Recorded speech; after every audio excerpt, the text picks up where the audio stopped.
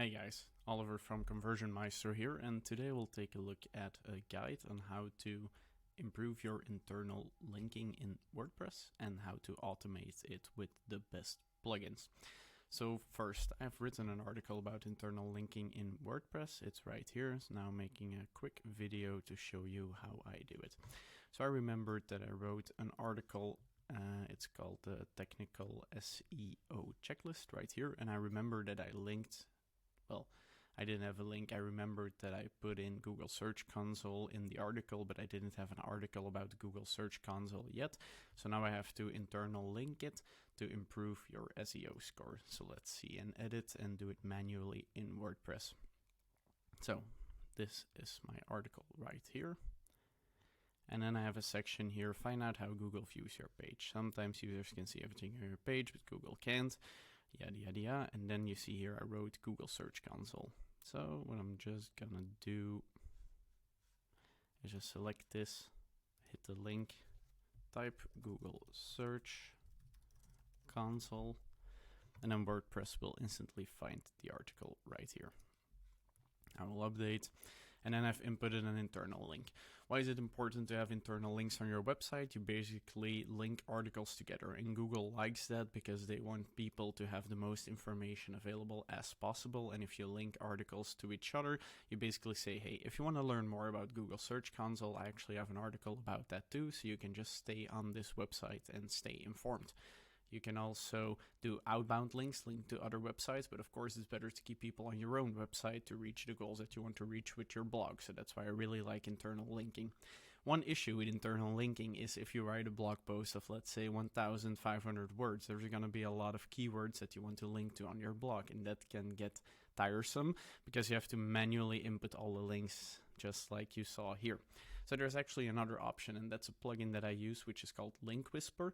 It's a really nice plugin because it lets you automate internal linking on your blog.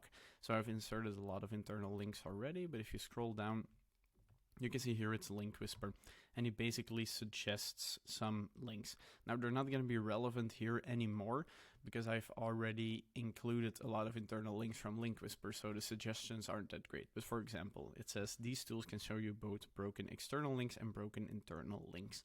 So I could link broken internal links to my internal linking guide because it's kind of the same word. But as you can see, the plugin suggested that this should be the text that I link to, but I don't really agree because the links should be here and links and should be gone. So you can easily just click, there you go.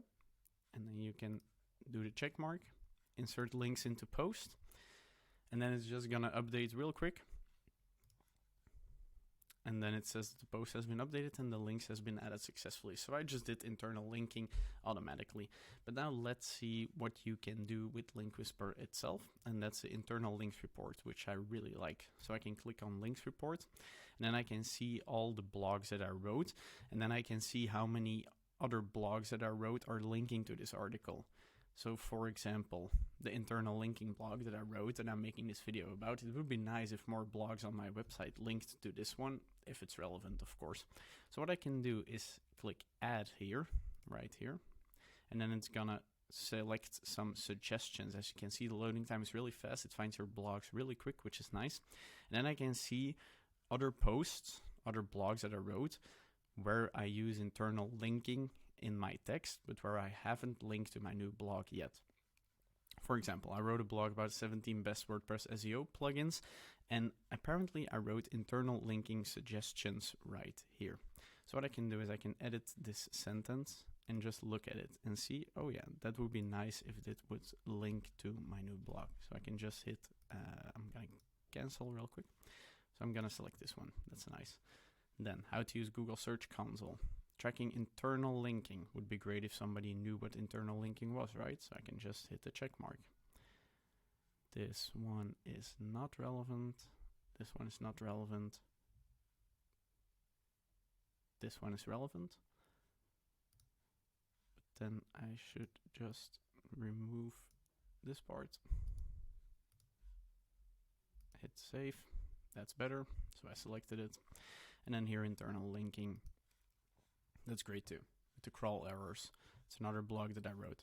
So these are all the blogs that I have selected where it should point to my new internal linking blog. So let's see, just gonna move myself real quick, add links. Now it's loading. And there you have it. Success. Links have been added successfully. So let's go check it out and see if that's actually true. So I saw that I inputted a link on my crawl errors blog. So let's see if it actually did that. There you go. Internal linking. Let's move myself so you can see the bottom. See, it links to internal linking WordPress. So I just automated my internal linking strategy by using this simple and easy to use plugin called Link Whisper. Highly suggested. You can do it manually, but you will forget a lot of keywords and a lot of internal links. If you just use Link Whisper, it's a really nice plugin to do this. I'm going to post this video on the blog about internal linking, so just read on and check out how Link Whisper works. I included screenshots and I included a guide on how to activate it on your WordPress site. See you in the next one.